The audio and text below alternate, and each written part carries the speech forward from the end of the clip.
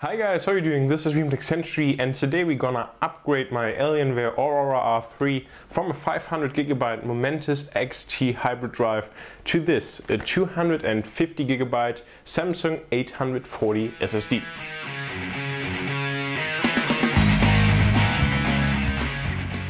To start out with the unboxing of this SSD, we already see a picture of the SSD itself on the front. The capacity is 250GB. We see Samsung 840 series. For the expert out there, this is the 840 basic series, not Pro. For me, it just doesn't make sense to pay the premium for the Pro version. And then on the back, we see some key specs like a SATA 6 SSD, and then also the speeds down there. So in this case, for the 250GB version, we'll get 540 megabyte per second read speed and 250GB write. So this should definitely be a big step up from the regular hard drive or the hybrid hard drive that I currently use.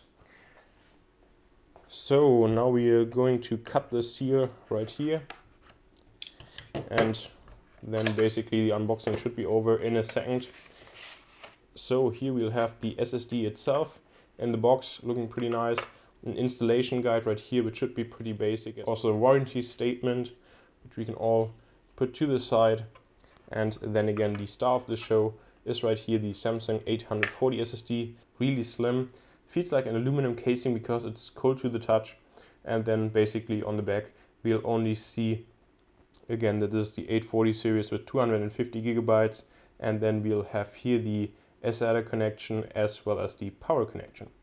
So now we're going to switch over to the Alienware and actually install this into the Aurora R3. So now we're getting started with the Alienware. We'll see that we have to remove the side panel, of course. Fortunately, this is very easy on the Aurora R3, and then we already see the 4 drive bays. Now fortunately, all the cables are already there that we'll need, so Alienware already put them in there, and we'll have the SATA cable as well as the power cable right there. And I'm also very pleased to say that those are SATA 6 cable and not the cheap SATA 3 cables, so they really provide the necessary bandwidth for the SSD.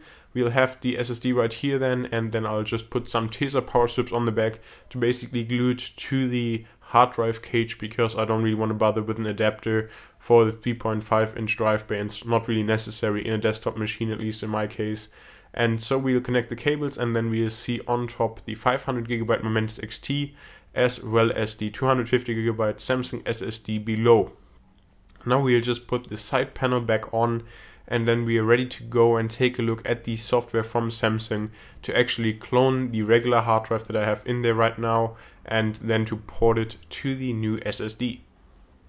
So hardware wise, we are now all set, and so we'll go into the software.